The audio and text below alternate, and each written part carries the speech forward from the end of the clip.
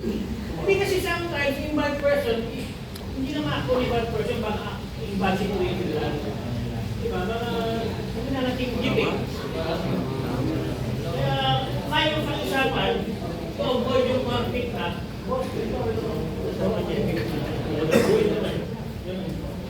diba? Kasi nangyari sa Tiago yun. Parang siya ng ulo. Mali yung hold of him. Okay. So yan na ano ka, outside the box yung sinabi ko ha. Tatas ng kamay at umari, yung na maganda. Okay. Sabi, in benefit sa lesson, ito naman yung technique. There are two types ng target ng nanakaw. Number one is yung pitaka.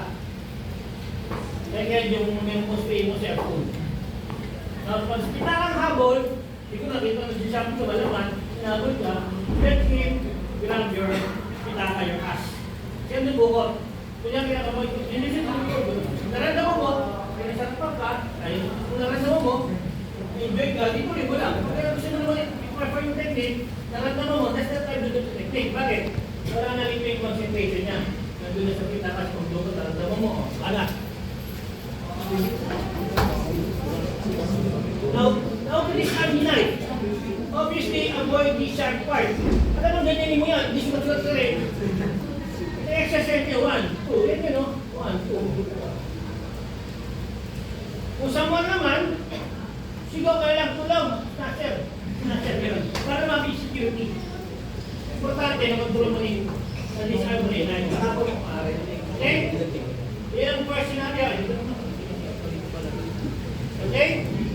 Kaya mo siya dumukot ng pitaka, pag dumukot, distraction, grab. Ha? Okay? Kung naman familiar na sa inyo. Kasi ginawa niyo na ng first semester yun suntok. O, di ginawa niyo na ng first semester yun, hawak sa likod. Ginawa niyo na yung first semester, kaya kasali ko. Kunat na perfect. Lalo kayo na maayos na semester, panis ng sel. Hindi nga lang, may weapon, may kaba. Kakot na, may kaba ng wala. Okay? Second lesson tayo. Same scenario.